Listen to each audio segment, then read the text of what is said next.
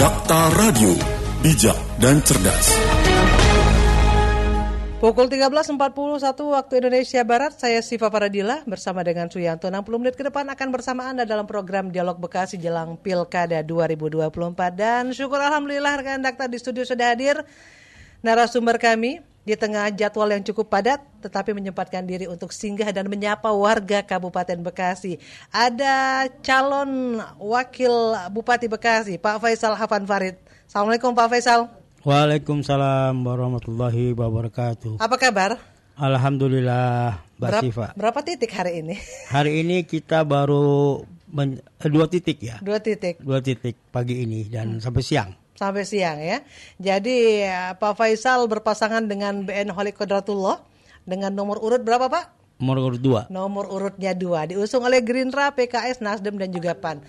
Pernah menjadi anggota DPRD Kabupaten, DPRD Provinsi juga, tapi nampaknya belum puas nih kalau belum terjun langsung ke puncak yang agak tinggi sedikit. Wakil Bupati, apa sih Pak yang melatar belakangi akhirnya seorang Faisal Hafan Farid harus maju dalam perhelatan Pilkada Kabupaten Bekasi? Ya mungkin sederhana ya. Dulu kita melihat ada kelas-kelas, ada kelas kalau naik mobil, naik pesawat tuh ada kelas eksekutif. Kelas legislatif nggak ada ternyata. Kita harus pindah kelas nih kan ya, nyobain eksekutif ya. Bukan hanya itu, kaitan dengan bagaimana kepindahan ataupun pengen kita di eksekutif. Saya melihat bahwasannya kesempatan untuk bisa mengabdikan diri dalam konteks pengertian bagaimana kita bisa memberikan banyak manfaat bagi orang lain. Mungkin kesempatannya adalah kesempatan kita menjadi eksekutif, menjadi pemimpin daerah ya. Karena kita memahami kalau dulu menjadi anggota legislatif ada keterbatasan dalam masalah kewenangan. Kita hanya bisa mengusulkan, kita hanya bisa memberikan catatan, kita berikan kontrol, tapi kita tidak menjadi orang yang eksekusi. Nah, dengan pengalaman kita pernah menjadi orang yang hanya menonton, ya, hanya memberikan saran, mengontrol. Nah, itu tentunya membuat kita mencoba ya. Dengan pengalaman itu hampir 20 tahun berkiprah di legislatif. Dengan pengalaman itu kita ingin menjadi eksekutif. Dan kita pahami yang memberikan keputusan dalam pengertian yang menandatangani daripada pelaksanaan kegiatan itu di eksekutif. Punya banyak yang bisa dilakukan, kewenangannya juga lebih banyak. Inilah mungkin yang mendorong bahwa bagi saya sendiri bagaimana pengen punya manfaat banyak bagi orang lain. Karena kita memahami khairun nas anfa'uhum linnas. Sebaik-baik kita yang paling banyak, mempunyai banyak manfaat bagi orang lain. Nah, salah satunya kita berkiprah di eksekutif. Bekasi, kalau saja kita mengambil keputusan yang baik, yang mengarah kepada kemajuan masyarakat Bekasi, itu kita berikan manfaat kepada 3,1 juta rakyat Kabupaten Bekasi. Nah, betapa keputusan-keputusan eksekutif ini memberikan dampak kepada persoalan-persoalan masalah kesejahteraan masyarakat, dan itulah mungkin saatnya kita bisa, atau saya sendiri berkiprah pada bidang atau pada gerbongnya eksekutif. Dari sekian banyak calon-calon yang ada di kabupaten, kok kliknya sama Pak Holik Kodratullah ini, gimana ceritanya? Saya dengan Pak Holik itu chemistry-nya yang pertama mungkin kita pernah bareng sama-sama di Dewan. Ya, di tahun 2009 sampai 2014. Saya pernah bersama dengan Pak Ben Holik. Minimal kita memahami, karena selama 5 tahun ya di DPRD, tentu memahami tentang kiprah, bagaimana komunikasi, sehingga itu bisa membangun chemistry. Ada beberapa kesamaan yang menjadikan kita juga merasa bahwasannya ngobrolnya, kemudian timnya, kemudian kita juga sekarang bersama ya. Dan pertemuan yang istimewa itu Pak BN Holik sendiri langsung menyampaikan kepada saya, mau nggak katanya jadi kita sama-sama untuk berkiprah gitu kan. Jadi luar biasa sekali chemistry-nya, kita bisa ngobrol bersama. Jadi udah klik lah. Nah, begitu kita di perjalanan sekarang itu pun terasa. Kita sama-sama berbagi tugas, kita saling melengkapi ya. Itulah mungkin yang diharapkan chemistry-nya ke depan juga bisa terlihat bagaimana kita menjadi tim yang bisa bekerja sama untuk membangun Bekasi. Pak Faisal, apa sih visi dan misi yang ditawarkan pasangan BHF ini kepada masyarakat Kabupaten Bekasi? Visi kita, karena pengalaman kami dengan Bayan Holik sama-sama di kiprah. Kalau Bayan Holik pernah menjadi kepala BPD, bahkan ketua DPD, kepala desa, kemudian berkiprah di Dewan, dan saya juga mungkin banyak di legislatif ya.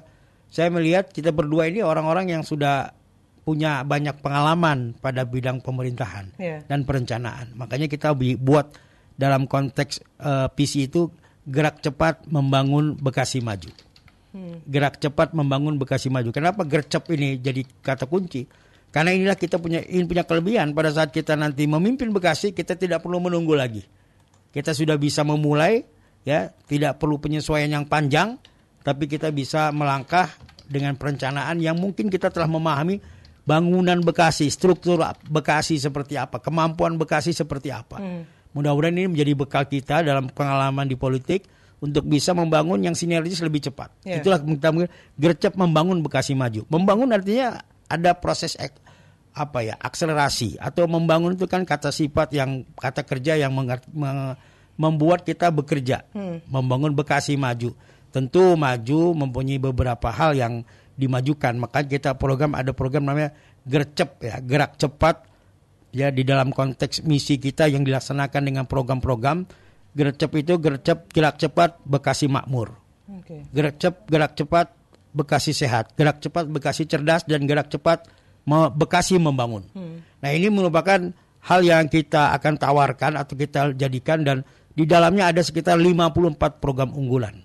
Jadi misi kita ada 9 yang mungkin diawali daripada memajukan ekonomi Bekasi, kemudian memajukan pembangunan infrastruktur, memajukan kualitas sumber daya manusia, memajukan tata kelola pemerintahan, memajukan dan melestarikan seni dan budaya khas Bekasi, pengelolaan lingkungan hidup yang berkelanjutan, mengembangkan transportasi umum yang terintegrasi dan ramah lingkungan, dan secara berkelanjutan memajukan Bekasi menjadi kota cerdas yang harmonis. Nah, ini 9 misi yang kita bawa. Pada intinya misi 9 ini tentu mengacu kepada bagaimana kita bisa mengelola APBD kabupaten untuk masyarakat Bekasi. Artinya itu yang akan kita kuatkan. Bagaimana Bekasi yang punya sekarang potensi APBD-nya yang sekarang itu sekitar 7,6 triliun, ya. Tentu ini ya menjadi potensi yang luar biasa, termasuk 5 besar di Jawa Barat yang punya APBD di atas 7 triliun. Nah, ini merupakan potensi di Bekasi yang kita tidak bisa pungkiri bahwa kita bisa membangun dengan kekuatan APBD sendiri. Itu yang akan kita kuatkan. Sehingga kita tidak mendahului yang lain, kita kelola APBD kita yang punya potensi yang luar biasa. Itu mungkin yang menjadi ini kita. Oke, kalau tadi Pak Faisal sudah menjelaskan terkait dengan APBD, ya, mengelola APBD dengan lebih baik. Tapi kadang-kadang kan APBD ini menjadi potensi penyalahgunaan, ya, penyalahgunaan seperti itu. Nah, apa kira-kira konsep yang Bapak tawarkan untuk membuat sebuah tata kelola yang bersih dari hal-hal, ya, clear government semacam itu, Pak?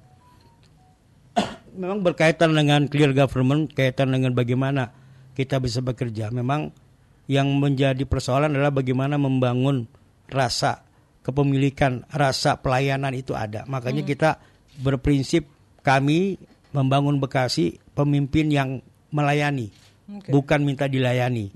Inilah yang akan kita bangun, bahwa kita sebagai pimpinan Bekasi, bupati dan wakil bupati punya prinsip kita melayani. Inilah yang akan kita sampaikan kepada teman-teman di ASN khususnya sebagai yang melaksanakan pekerjaan. Tentu mereka harus punya prinsip yang sama dengan kita. Dan cara mereka mengikatnya kita sampaikan dengan jelas bahwa kita akan ada fakta integritas.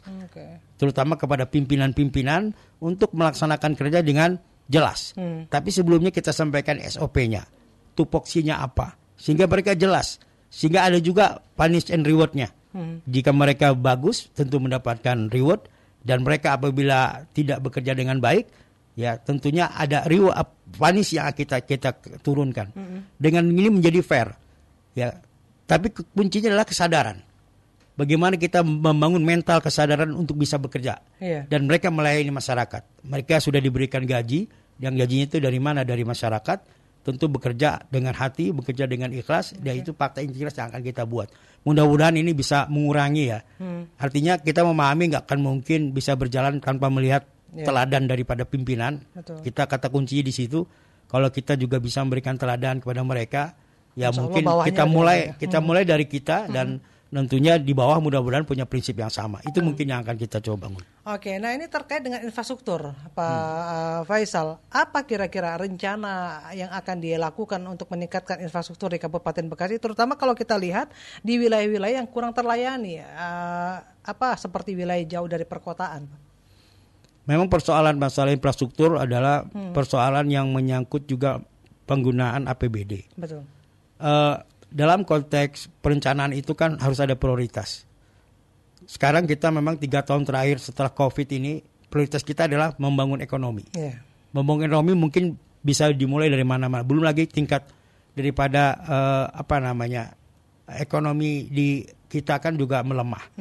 Jadi dua ini memang menjadi persoalan. Satu sisi kita harus mengangkat kesejahteraan masyarakat melalui kegiatan ekonomi, tapi satu sisi juga infrastruktur menjadi satu tanggung jawab yang tidak kalah pentingnya. Yeah. Bicara infrastruktur, jalan contohnya, Bekasi itu punya jalan, tanggung jawab Bekasi, panjangnya itu antara Jakarta Surabaya, kurang lebih 900 km.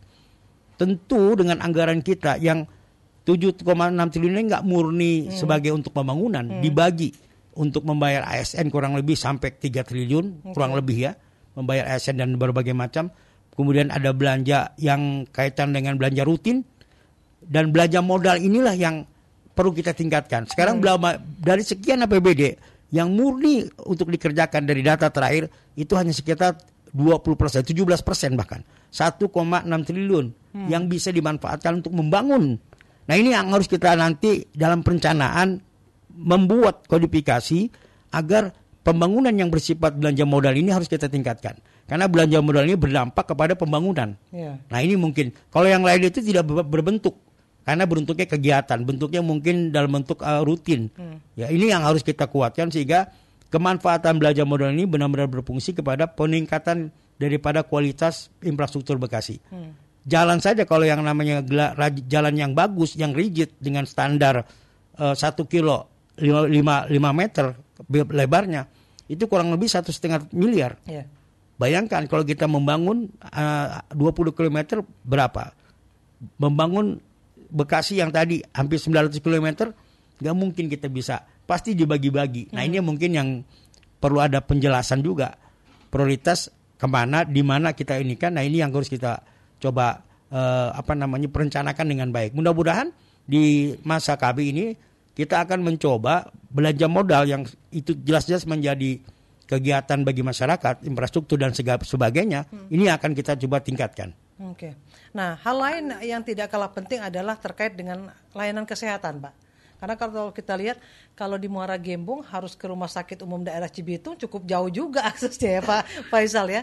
Nah mungkin ya juga Bapak bisa memastikan seperti apa ke depannya nanti akses layanan kesehatan yang akan diberikan kepada masyarakat, terutama mereka yang tadi jauh dari pusat kota tadi Pak Faisal.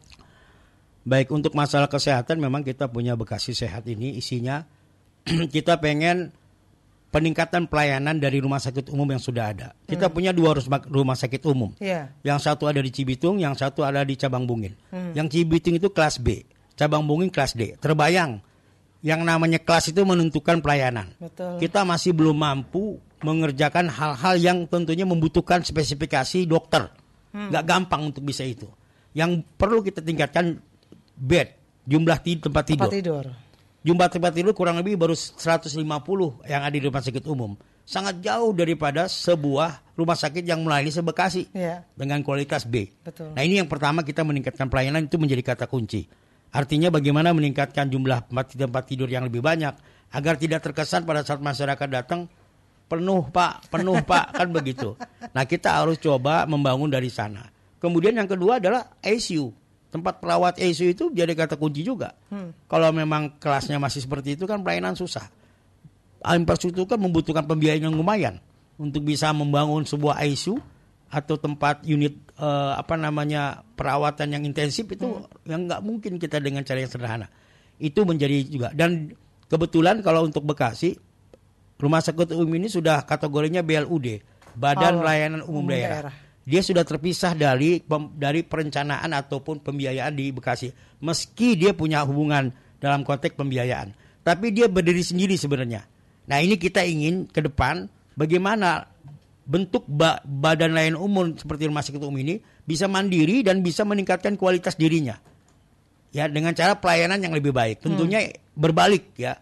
Jadi perbedaannya kalau badan layanan umum daerah ini dia bisa mengelola pembiayaannya sendiri, membiayai sendiri dari hasil apa yang dia keluarkan dalam bentuk kegiatan ya. Kalau dulu kan mereka langsung setor ke Pemda. Kalau sekarang mereka bisa Nah, mudah-mudahan bisa didorong bagaimana mereka punya prinsip pelayanan yang maksimal. Pelayanan expectation yang spesial ya, seperti dilayaknya di swasta kan rumah sakit luar biasa sekali. Nah, itu harusnya bisa bermental seperti itu. Yang kedua yang dicabang Bungin tentu memerlukan apalagi dia masih kelas D karena baru dibuka kurang lebih 1 tahun terakhir. Nah, ini kan perlu ada peningkatan juga sama. Dari dua ini kalau dua-duanya bagus sebenarnya lumayan bisa menghandle antara barat timur lah, kalau bukan utara selatan ya, barat timur lah. Kita bisa melihat karena cabang Bungin belah barat atau bisa naikkan utara tengah gitu ya. Nah, kemudian kita juga ingin setiap kecamatan nanti punya puskesmas. Ada beberapa kecamatan yang belum ada puskesmasnya. Nah, ini harus kita tingkatkan juga. Puskesmas menjadi kata kunci, orang nggak usah terlalu jauh-jauh pergi ke rumah sakit umum kalau terlalu jauh ya. Kita akan coba dan bukan hanya puskesmas tapi dia juga punya pustu ya, pusat pelayanan terpadu yang ada rawat inapnya. Jadi setelah ada ditingkatkan menjadi rawat inap untuk kemudahan mereka jangan terlalu jauh pergi ke kota ya, ke tempat yang tadi. Kecuali darurat kan? Kecuali yang sifatnya memang tidak bisa ditangani lah. Kalau yang pilek bangsa panu kurap keadas kan itu cukup di puskesmas sudah ada. Ya cukup di sana, nggak usah jauh-jauh. Memang sekarang masyarakat pada saat BPJS-nya itu ditanggung pemerintah secara full, yang sakit mungkin kan lebih banyak meningkat. Karena apa? Kesempatan mereka lebih mudah. Wajar, itu kan wajar dalam konteks. Jadi preventif sekarang bukan lagi mencegah orang sakit, ini preventif mungkin lebih bagus nanti ke depan. Jadi orang tidak terlalu parah tapi dia udah ke rumah sakit, lebih baik lebih ketimbang udah parah baru ke rumah sakit. Nah, ini juga menjadi persoalan yang lain dalam konteks kesehatan. Bekasi ini sudah termasuk UHC. Konteks UHC itu apa? Penanganan BPJS itu sudah 99%. Berarti hampir seluruh masyarakat dari Bekasi sudah ikut BPJS. Cuman yang bayar nggak semua. Ini persoalannya. Data terakhir yang nggak bayar tuh ada kurang lebih 950.000 orang. Kalau dikalikan 12 ya dengan bayaran 35.000 per orang, itu butuh biaya kurang lebih 450 miliar. Untuk ngebayarin orang yang nggak pada bayar. Tanggung jawab siapa? Tanggung jawab pemerintah daerah. Kenapa? Karena yang namanya kesehatan, layanan dasar bagi pemerintah yang wajib dilakukan oleh pemerintah adalah pelayanan dasar kesehatan. Artinya ini undang-undang bahkan. Ya, kita tidak bisa keluar daripada itu, harus direncanakan oleh kita. Jadi mengganti BPJS atau membayarkan BPJS orang yang tidak mampu. Yang kedua, ada juga orang masuk rumah sakit tidak punya agunan apa-apa, nggak punya jaminan apa-apa. Siapa yang nanggung? Pemerintah juga. Keluarlah yang namanya kalau di pusat ada KIS ya. Kita di sini Jamkesdalnya, jaminan kesehatan daerah. Nah, ini nggak bisa begitu aja. Ini juga dikeluarkan biaya. Pemerintah bertanggung jawab supaya setiap masyarakat Bekasi yang berobat itu nggak boleh nggak dilayani kan? Kalau nggak ada ini kartu ini, ya itu masuk juga, tapi melalui jaminan kesehatan daerah. Nah, ini akan kita coba koordinasikan supaya masyarakat Bekasi ya merasa nyaman dengan namanya pelayanan kesehatan. Dan kita punya program juga satu desa satu dokter. Kalau dulu kan bidan, sekarang satu desa satu dokter, berarti ada 187 kesempatan orang jadi dokter nanti di desa-desa pengabdian.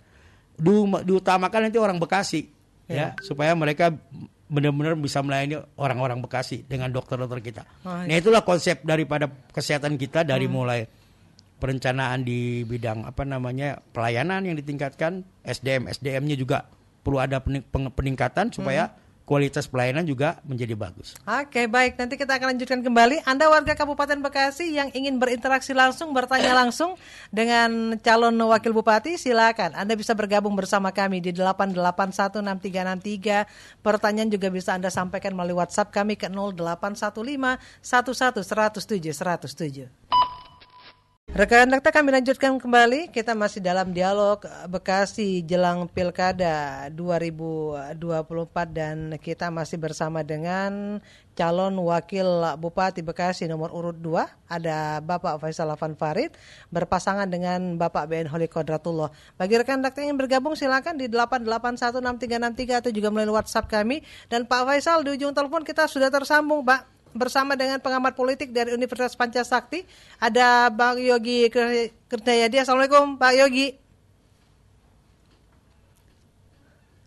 Assalamualaikum Pak Yogi. Iya, kita belum mendengar ini suara Pak Yogi. Kita sapa lagi Pak Yogi, bisa mendengar suara saya? Iya, bisa dengar. Assalamualaikum Pak Yogi, sehat? Waalaikumsalam, sehat alhamdulillah. Saya bersama dengan calon wakil bupati nih di studio. Ada Pak Faisal Afan Farid.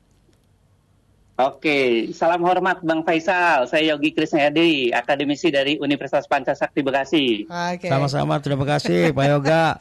Ya, Pak Yogi ya. Pak Yogi, tadi kita juga sudah berbincang bagaimana komitmen dari pasangan BAF ini terkait dengan kesehatan, lalu infrastruktur. Tetapi secara garis besar, Pak Yogi memotret pasangan BN Holi Kodratullah dan Faisal Afan Farid ini seperti apa sih untuk Kabupaten Bekasi?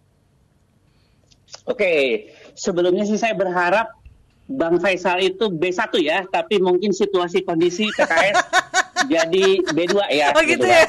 Iya, belum saatnya Pak, belum saatnya. Harapan itu umur. Masih ada, belum cukup umur Pak, kata Pak Faisal. Iya, belum. Ya, saya paham sih situasi PKS saat ini hanya memungkinkan di B2 ya, Pak Bang Faisal ya. Saya berharapnya di B1 itu sebenarnya. Terus gimana kalau sekarang B2 nih? Iya, jadi seperti apa sebetulnya? Iya, terputus komunikasi kami dengan Pak Yogi. Pak Yogi, Pak Yogi bisa tersambung kembali mungkin bersama kami Pak Yogi. Ya, kita lanjutkan kembali. Bang Yogi, bisa mendengar suara kami Pak? Ya, terputus Pak Yogi. Ya, baik, Pak, kita lanjutkan dulu terkait dengan bicara tentang sebuah tata kelola sudah tadi, kesehatan sudah. Yang penting adalah pendidikan juga. Ini kan mungkin hal yang sering dikeluhkan ketika Bapak terjun ke masyarakat. Masyarakat kita ini kan mudah, Pak. Yang dikeluhkan adalah, Pak, jalanan rusak gitu kan. Pak, biaya sekolah seperti ini, infrastruktur dan yang lain. Lah, kalau masalah pendidikan, seperti apa sebetulnya program ke depan yang akan Bapak? Apalagi carut marut PPDB online yang cukup luar biasa ya nih Pak Faisal.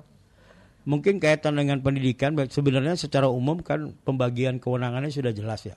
Provinsi menangani tingkat SMA dan SMK. Untuk SD dan SMP itu ditangani oleh Kabupaten Bekasi. Sebenarnya dari porsi penanganan pun kita memahami bahwa kalau yang namanya SMA, SMK, persoalan itu kita di sini hanya menerima. Kewenangannya semua dari provinsi. Ya. Sehingga persoalan yang harusnya ditangani di provinsi jadi merembet ke Bekasi. Ke soal penanganan Kabupaten Bekasi. Betul. Padahal dia penanganannya semua dikelola oleh di sini hanya pelaksana saja. Nah ini yang kadang-kadang masyarakat tidak memahami bahwa ini kewenangan provinsi, ini kewenangan kabupaten, kan tidak demikian. Tapi realitanya ada di masyarakat seperti itu. Kemudian juga masa SD SMP itu sebenarnya sudah gratis mereka secara pembayaran, ya kan? Kemudian persoalannya karena masalah zonasi kan. Sebenarnya zonasi yang jadi kata kunci. Kalau ditanya masalah pembiayaan, mereka sudah gratis kok. Yang di SMA ini, ya artinya inilah yang akan kita benahi.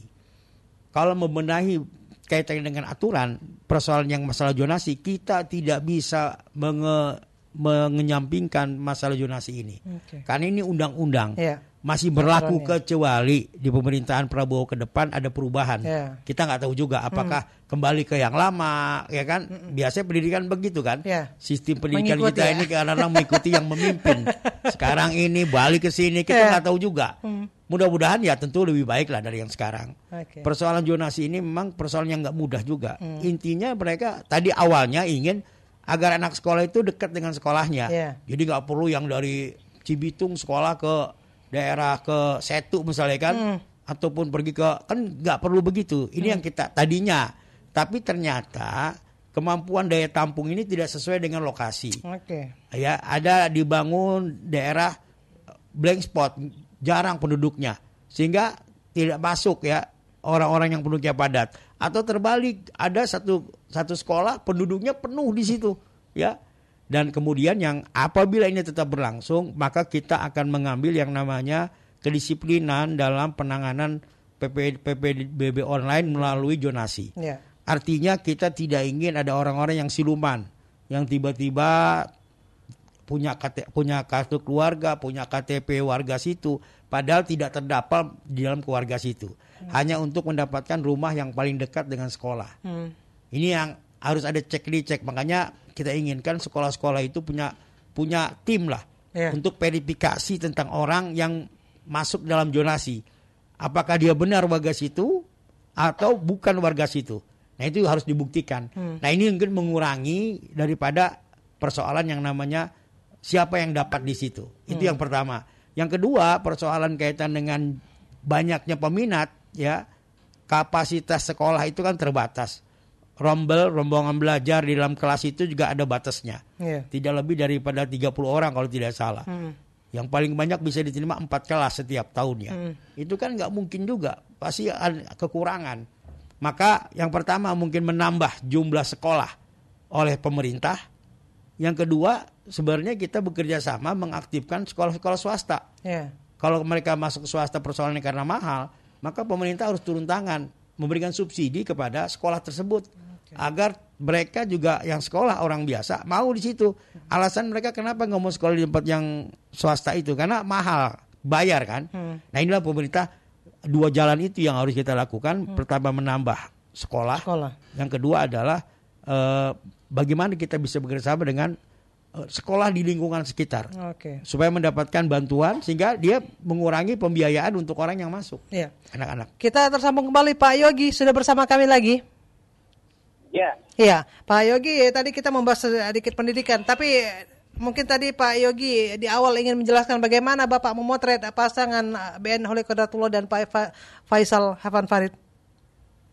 Oke, awalnya sih saya tadi itu yang mengingat bahwa Bang Faisal itu B1 ya, tapi memang situasi politik tidak memungkinkan untuk menjadi B1 untuk saat ini ya, mungkin PKS ya. Yang sebelumnya kan zaman Sadidin B1 lah ya, selalu ya, meskipun pada saat 2012 dia tidak menangkan, tapi 2007 memenangkan gitu kan. Ya saya harapannya sih itu, tapi kembali lagi ke masalah pendidikan, boleh ya saya bertanya ke Bang Faisal.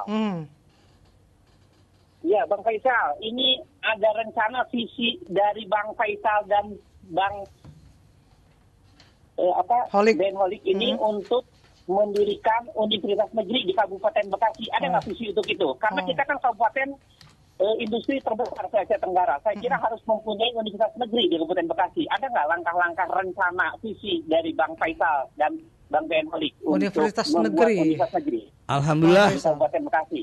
Alhamdulillah Pak Yogi. Sebelum Pak Yogi ngomong, saya udah menuliskan nih sebulan yang lalu visi dan misi. Di dalamnya ada, saya bacakan ya. Di dalam visi pendidikan kita membangun Universitas Negeri Bekasi. Kita ingin Universitas Negeri ada di Kabupaten Bekasi. Caranya tentunya bisa membangun langsung, bisa juga mungkin kita mungkin merangkul ataupun bekerja sama kepada universitas yang sudah berjalan. 2 proses ini memungkinkan untuk dijalankan. Itu mungkin teorinya. Artinya kita ingin masyarakat Bekasi lebih cerdas dan kita punya program 1 rumah 1 sarjana. Artinya ini saling menyambungkan antara universitas yang tadi kita bangun sambil berjalan tentunya, tapi kita punya visi 1 rumah 1 sarjana. Ini terkait dengan bagaimana kita meningkatkan kecerdasan ataupun masyarakat melalui pendidikan yang kita harapkan bisa punya peluang lebih besar untuk mendapatkan pekerjaan, tentunya peluang pekerjaan yang ada di Kabupaten Bekasi. Itu mungkin Pak Yogi. Iya, jadi ada upaya tadi Pak Yogi. Saya ingin bertanya mengenai beasiswa ya, untuk menciptakan istilahnya itu Bekasi Development Program ya. Kalau di perusahaan Anda dulu, kalau di Bank Mandiri, saya itu ada Officer Development Program. Saya kira perlulah Bekasi Development Program beasiswa menyekolahkan para kader warga terbaik Kabupaten Bekasi untuk di Indonesia atau di luar negeri dan kembali nanti membangun Bekasi dan diberikan beasiswa APBD dari pemerintah. Ada nggak program itu? Saya lihat belum pernah ada ini ya, bupati-bupati sebelumnya untuk melakukan ini nih. Untuk istilahnya itu orang-orang warga terbaik Kabupaten Bekasi ini dirangkul gitu, disekolahkan dan kembali untuk membangun gitu kan. Rencana untuk memberikan beasiswa Pak Faisal. Baik Pak Yogi, ini pun sudah kita pikirkan dan sudah kita tuliskan dalam program unggulan kita, 54 program, yaitu memberikan bantuan beasiswa untuk pelajar dan mahasiswa. Tentu konteks namanya beasiswa, kita akan beberapa model yang dilakukan. Pertama mungkin beasiswa bagi orang Bekasi yang mahasiswa ya, yang mereka orang Bekasi kuliah di luar Bekasi, ya kan? Itu menjadi kita akan coba untuk bantu. Dan yang berprestasi tentu punya program lain. Kita juga pengen mereka punya pengalaman sekolah di tempat-tempat yang bonafit, yang luar negeri, yang punya kapasitas dalam akademik yang lebih bagus untuk mengabdikan di Bekasi. Program kita yang pertama, kita akan mengambil kedokteran. Karena kita punya program visi kita, 1 desa 1 dokter. Berarti ada 187 dokter yang dibutuhkan. Nah dari mana mereka kita dapatkan? Pertama tentunya dari orang Bekasi yang sedang kuliah kedokteran di berbagai macam tempat. Itu termasuk juga kita menyekolahkan besok untuk menciptakan namanya Bekasi. Memang orang Bekasi yang kalau mengabdi di Bekasi itu lebih kita utamakan. Nah tentunya yang disampaikan Pak Yogi juga menjadi bagian program itu yang artinya beasiswa bagi para mahasiswa yang berprestasi di tempat-tempat yang memang dibutuhkan untuk Bekasi. Saya rasa sangat memungkinkan kita punya program itu. Karena sudah ada tertulis dalam program bantuan beasiswa pelajar dan mahasiswa. Itu mungkin variasinya sangat beberapa yang bisa kita lakukan, baik pelajar ataupun mahasiswanya. Oke, jadi sudah masuk juga dalam visi dan misi dari pasangan ini Pak Yogi. Sudah masuk ya. Memang saya juga berharap karena ada lah istilahnya itu Bekasi Development Program. Saya kira karena sebelum pernah ya merencanakan seperti ini kan, misalnya Bekasi itu bangun mes di perguruan tinggi terbaik dan memfasilitasi mahasiswanya yang ada di situ yang dilakukan oleh pemda-pemda banyak lah di Indonesia ini ya untuk merangkul mahasiswanya itu kan. Oke, saya kira saya apresiasi ya langkah nyata ini ya, bukan langkah nyata, langkah yang akan dilakukan berarti kan sama Bang Faisal dan Bang BN Holik ya. Saya mungkin kalau terpilih nanti mungkin saya akan ingatkan itu ya, akan janjinya nih ya. Siap. Kita sudah Pak Yogi, kita sudah tuliskan dalam kartu Bekasi Maju yang jadi janji kita kepada masyarakat. Tertulis salah satunya bantu beasiswa untuk pelajar dan mahasiswa. Ini bentuk komitmen kami kepada masyarakat yang apabila kita tidak melaksanakannya, masyarakat bisa melakukan protes dengan membawa kartu Bekasi Maju yang kita buat dan kita tulis di belakang ada beasiswa untuk pelajar dan mahasiswa. Itu mungkin sebagai alatnya Bang Yogi. Jadi nanti Pak Yogi tinggal sentil-sentil aja nih kalau nanti terpilih ya, kalau belum terrealisasi ya Pak Yogi. Iya. Baik, Pak Yogi. Iya, Pak Yogi terima kasih sudah bergabung bersama kami Pak Yogi ya. Sukses untuk aktivitasnya, sama-sama. Pak. Assalamualaikum. Waalaikumsalam warahmatullahi wabarakatuh. Iya, tadi kita sudah tersambung bersama dengan pengamat politik Universitas Pancasakti. Nah, hal lain yang tidak kalah penting adalah mengatasi fokus terhadap bagaimana mendorong pariwisata di Kabupaten Bekasi, Pak. Jadi mungkin potensinya cukup banyak, tapi mungkin sekarang karena belum tertata dengan baik atau juga terus dengan baik. Apa kira-kira komitmen ke depan, termasuk juga para pegiat budaya, seni? Baik, pada dua hal ini memang menjadi menarik Bekasi karena ini potensi, belum menjadi sebuah suatu ibaratnya usaha atau dalam bentuk penghasilan ya. Artinya masih bergerak lah. Kita punya laut di Bekasi Utara dan ini belum tergarap dengan maksimal. Mungkin kita harus fokuskan untuk laut utara Bekasi Muara Gembong dan Tarumajaya sebagian. Ini bukan laut yang untuk berenang, bukan laut yang untuk orang bermain di laut, bukan. Selancar gitu. Karena pantainya tidak cocok. Pantainya landai berbatu-batu. Artinya nggak mungkin untuk begitu, ya. Yang ada sebagian mancing lah. Ya.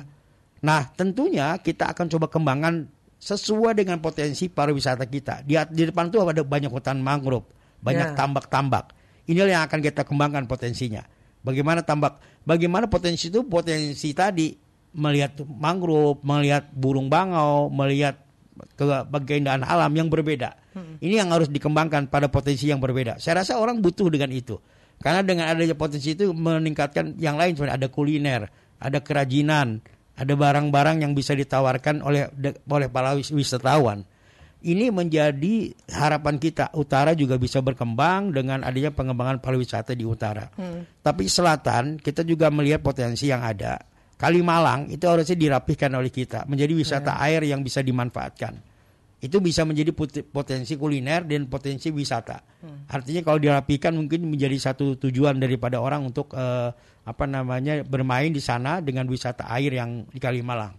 Ini juga potensi. Di samping itu potensi yang lain adalah kawasan industri. Ya, kita akan mengembangkan wisata industri.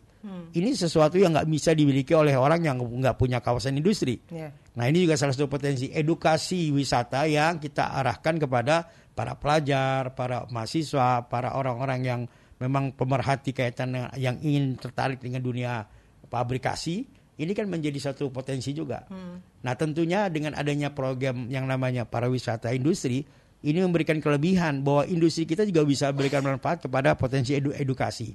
Khususnya para pelajar, saya rasa kalau dikembangkan dengan baik ya, ini menjadi potensi yang luar biasa untuk potensi orang melihat pabrikasi, proses pembuatan suatu produksi barang ya. Itu kan sesuatu yang istimewa, nggak bisa didapatkan di tempat yang lain. Nah, 3 hal ini mungkin menjadi contoh ya betapa kita ingin menjadikan Bekasi juga punya potensi. Memang perlu banyak hal yang kita lakukan. Kemudian kaitan dengan masalah seni dan budaya, alhamdulillah kita di program ini pun ada bantuan untuk penggiat seni dan budaya khas Bekasi. Kita masuk programnya. Artinya ini program janji kita bagaimana kita meningkatkan seni dan budaya Bekasi. Jadi kita sudah siapkan programnya, di antaranya dalam konteks Bekasi cerdas ini kita memasukkan dalam satunya apa? Terkait dengan masalah penggiat seni dan budaya. Ya, kita berikan perhatian karena selama ini memang tidak ada wadah ataupun tidak ada perhatian pemerintah kepada seniman di Bekasi. Mudah-mudahan ini menjadi daya tarik kepada mereka bahwa seniman juga punya kiprah lah yang bagus di dalam Bekasi. Kita akan coba makanya ke depan membuat pusat-pusat kuliner, pusat-pusat wisata di beberapa daerah. Di kecamatan mungkin kita bisa membangun suatu potensi pariwisata dengan pusat kuliner, di dalamnya ada khasnya, ada tempat kerajinan, ada juga tempat untuk atraksi. Kita siapkan sehingga para seniman juga bisa berkreasi di sana. Nah, ini karena tempat berkumpulnya orang dalam bentuk lapangan yang besar atau tempat wadah, ini sebenarnya potensi untuk orang bisa berkumpul. Ya. Tempat berkumpulnya orang baik taman ataupun tempat kuliner, tempat olahraga itu membuat kebahagiaan masyarakat Bekasi meningkat. Bener nggak Iba? Betul. Kan ada komunikasi, mereka bisa enjoy ya.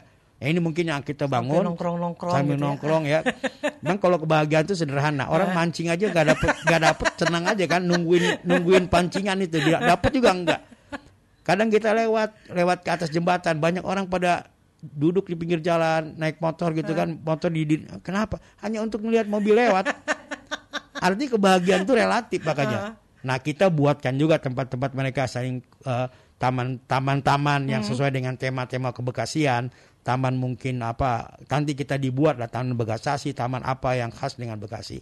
Ini yang akan kita jadikan sebagai bagian bagaimana seni juga bisa menjadi bagian untuk pembangunan di Bekasi, terutama bidang seni itu kan sesuatu yang mungkin sifatnya tidak langsung, tapi memberikan rasa kebahagiaan, rasa kesenangan kepada masyarakat. Itu mungkin juga bagiannya. Iya, hal lain dirasakan masyarakat itu kan apabila aduan mereka atau juga mungkin pelayanan yang mereka sampaikan ini direspon baik ya Pak oleh pihak-pihak atau juga dinas-dinas. Nah, kita kan juga tidak bisa mundur karena kesini teknologi semakin pesat. Nah, tentu dari pasangan Ben Kholik dan juga Pak Faisal sudah mempunyai roadmap seperti apa nanti pemanfaatan teknologi dalam peningkatan pelayanan kepada masyarakat.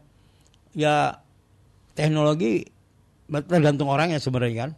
Artinya sistem apapun kalau mentalitas orangnya tidak bisa menjadi orang yang komitmen ya bubar juga.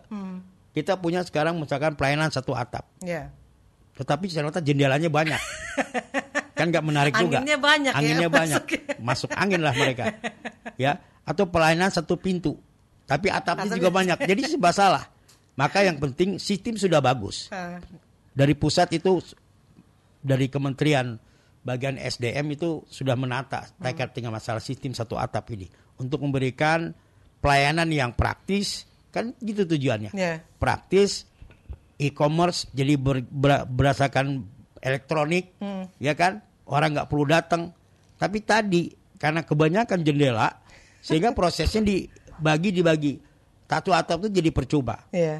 Intinya sistemnya sudah ada dan bagus, tergantung keinginan kita. Mau nggak tekad kita untuk melaksanakan itu, komitmen. Nah ini mungkin kita akan bangun, melayani itu lebih diutamakan. Prinsip bagaimana bekerja untuk masyarakat, ya kita ingin memberikan banyak manfaat. Ini bukan hanya sekedar, tapi pahala kepada mereka untuk bisa memudahkan orang bekerja. Bukan jadi cerita gara-gara ngurus itu yang tadinya hilang ayam jadi hilang kambing. Ini kan sesuatu yang nggak menarik gitu bagi masyarakat. Pasti ada cerita itu. Ya ini akan kita coba hindari, meskipun nggak bisa 100%, pasti ada bertahap ya. Kita memahami, kita juga tidak ingin maju sendirian gitu kan. Kalau mentalitasnya nggak dibangun sama-sama ya percuma. Semua itu tergantung daripada tekadnya, maka mentalitas yang perlu dibangun para pekerja, bahwa ini bukan hanya sekedar kita ini melayani tugasnya. Kuncinya di sana lah. Kalau nggak ada sifat itu, ya apapun sistem yang bagus, saya rasa nggak bisa berikan manfaat dalam pelayanan terutama ya. Jadi cerita doang yang namanya cepat ataupun praktis ya. Jadi cerita doang gitu. Dari sekian tempat yang didatangi oleh Pak Faisal dan tim, apa sih sebetulnya harapan masyarakat itu, Pak? Harapan masyarakat ada dua yang terpotret oleh kita. Makanya kita jadikan itu komitmen yang pertama dan kedua juga. Pertama kaitan lowongan pekerjaan. Makanya kita buatkan di dalam konteks Kartu Bekasi Maju yang kita buatkan berupa komitmen akses lowongan pekerjaan, di mana itu merupakan pintu masuk ya bagi masyarakat bisa mendapatkan kesempatan bekerja. Kita akan buat nantinya BLK Plus, Balai Latihan Kerja Plus. Plusnya apa? Mereka sudah langsung dimasukkan ke tempat pekerjaan. Jadi bukan hanya pelatihan, tapi ditempatkan di perusahaan-perusahaan. Maka kita besok bagaimana di Snaker bisa bekerja sama dengan kawasan-kawasan HRD untuk melihat potensinya yang selama ini mungkin tidak terfokus. Informasi itu banyak, tapi tidak menjadi bagian informasi pemerintah. Kalau besok kita inginkan kerjasama, kita bikin grup discussion para general manager dari perusahaan-perusahaan di kawasan, sehingga dengan pengelola kawasan, sehingga pemerintah punya peran. Nah inilah kesempatan kita untuk bisa mengangkat prioritas warga Bekasi bekerja di Bekasi. Kan kebanyakan juga katanya ada pendatang yang dari luar. Itu karena kondisi juga ya. Artinya kita ke depan bukan membatasi orang luar, tapi yang berKTP Bekasi menjadi prioritas untuk bisa di Bekasi dengan program kita BLK dan yang namanya BLK Plus itu. Itu untuk yang formal. Mungkin yang informal itu jauh lebih banyak yang akan kita kerjakan. Di BLK kita nanti akan ada pelatihan-pelatihan keterampilan bagi masyarakat untuk yang servis AC, bengkel, ada kaitan dengan servis komputer, servis handphone contohnya. Beberapa keterampilan itu kita akan coba bangun juga agar mereka bisa berwirausaha, bermandiri. Kemudian juga kuliner, kita juga akan mengangkat itu. Ya pelatihan-pelatihan masalah tata boga ya, kemudian kaitan dengan masalah menjahit ya. Itu semua itu adalah bagian daripada kita. Sehingga masyarakat ada dua kesempatan, yang formal kita coba tingkatkan, yang informal pun kita buka melalui pelatihan UMKM untuk UMKM yang baru atau UMKM yang naik kelas. Dan nanti akan kita coba juga menyambungkan dengan bantuan-bantuan dari perbankan. Artinya bukan membantu dari kita, tapi kita memberikan kemudahan lah, membantu mereka untuk mendapatkan pembiayaan dari. Nah, yang kedua persoalan Bekasi adalah masalah sembako. Masalah harga sembako mahal dan sulit didapatkan. Program kita yang kedua makanya bantuan sembako murah. Kita ingin rakyat-rakyat yang miskin terutama yang memang membutuhkan ada bantuan untuk pembiayaan dalam masalah harga-harga pokok. Artinya yang harga 15.000 pemerintah turunkan menjadi 10.000 misalnya. Artinya kan daya belinya yang rendah ini, yang kecil, kita bisa bantu di sana. Prosesnya bisa dari proses seperti inilah operasi pasar yang pernah ada, cuman mungkin frekuensinya jauh lebih banyak. Akan kita lakukan seperti itu untuk langsung membantu, bukan dari program yang lain-lain, Kalau yang programnya dibutuhkan langsung ya kita seperti itu. Kemudian makan gratis juga kita buatkan juga. Terutama untuk masyarakat miskin dan stunting. Ya, karena Bekasi stunting masih tinggi, maka kita buatkan program itu untuk rakyat miskin, ada yang namanya bantuan makan gratis dan juga stunting. Sama dengan program pemerintah, kalau pemerintah kan sekolah yang dapat prioritasnya.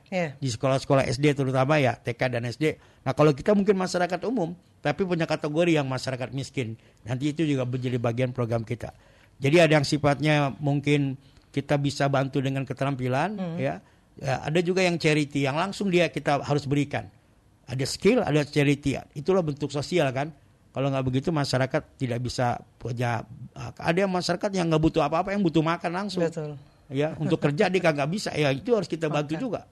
Kan ada program yang lain juga. Kita juga punya bekerjasama dengan CSR, dengan lembaga-lembaga bantuan yang ada di Bekasi kan juga ada beberapa yang memungkinkan. Itu mungkin yang akan dijalankan. Ya, Pak Faisal, terakhir apa sebetulnya tantangan terbesar di Kabupaten Bekasi ini dan apa rencana ke depan untuk mengatasi jika nanti pasangan BN Holik dan Faisal ini terpilih? Mungkin tantangan kita tadi kaitan dengan bagaimana bisa mengurangi jumlah pengangguran Bekasi yang jumlahnya 150.000 orang. Ini pekerjaan yang tidak mudah. Sedangkan lulusan SMK, SMA tiap tahun tuh ada 5.000. Sementara kita punya kawasan terbesar. Kawasan terbesar, tapi kapasitas kawasan menampung jumlah pekerja formal itu kan nggak banyak. Dia hanya mengganti orang yang meninggal, yang pindah, yang pensiun. Itu kurang lebih 5.000 sampai 8.000 potensinya. Artinya kalau kita mengandalkan dari kawasan pun, kalau emang itu orang Bekasi semua juga belum selesai. Ya kan?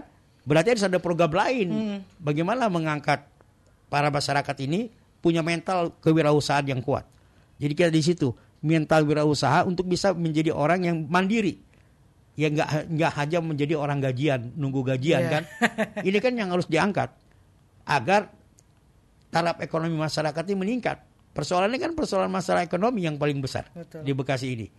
Artinya masyarakat bisa berkembang tentunya dengan ekonomi yang mapan. Kita memang moncer kalau dari segi makroekonomi karena kita punya kawasan. Di mana kawasan itu memberikan kontribusi kepada laju pertumbuhan ekonomi Jawa Barat paling tertinggi, kita di atas 5,5%. Nasional juga kalah sama kita. Tapi itu kan makro. Pada konteks kita ekspor yang namanya kawasan itu kan semua ekspor semua. Jadi bentuk kontribusi Bekasi itu tinggi pada ekspor PPNBH, PPN Badan, PPN ekspor. Tapi itu bukan milik Bekasi. Penghasilan itu langsung ke pusat. Kita dapatnya dana perimbangan saja. Kemudian juga yang lainnya yang namanya persoalan pengangguran itu, ya tentunya harus ada yang sifatnya gradual, yang berkelanjutan ya. Makanya kita akan hidupkan juga BUMDes, BUMD desa, agar mereka juga punya kemampuan bagaimana menata di daerah, di desanya masing-masing. Kemudian juga kita bisa bekerja sama dengan kawasan-kawasan industri yang ada. Itu mungkin tantangannya yang paling besar, bagaimana kita bisa mengurangi pengangguran dan tadi menstabilkan ataupun ya membantu masyarakat untuk sembako tadi yang memang terasa murah. Ini mungkin yang jadi persoalan paling kuat di Bekasi. Baik, sebelum ditutup mungkin apa yang ingin Pak Faisal sampaikan kepada masyarakat Kabupaten Bekasi di tanggal 27 November nanti? Pasangan nomor berapa yang harus dipilih? Ya, untuk memilih nggak susah ya. Pertama dilihat, kedua dicoblos, ketiga ditutup. Jadi nggak repot untuk masalah nyoblos ini, sederhana. Nggak nyampe 1 menit gitu. Nggak sampai 1 menit, maka kita datang dengan rasa ceria dan gembira karena besok kita pesta demokrasi. Ya, dengan keceriaan, dengan senang tentunya. Tadi tidak sulit-sulit. Yang pertama dilihat, yang kedua dicoblos, yang ketiga ditutup. Selesai. Jadi jangan banyak cerita yang lain, sampaikan itu kepada siapapun dan insya Allah ya itu akan menjadi bekal yang terbaik untuk masyarakat Kabupaten Bekasi. Baik, Pak Faisal, terima kasih waktunya habis. Ini masih ada agenda lain? Masih ada agenda kita ke tempat yang lain. Baik, sehat selalu Pak, sukses untuk pilkadanya. Baik, sama-sama, makasih. Assalamualaikum warahmatullahi wabarakatuh. Waalaikumsalam warahmatullahi wabarakatuh. Dakta Radio, bijak dan cerdas.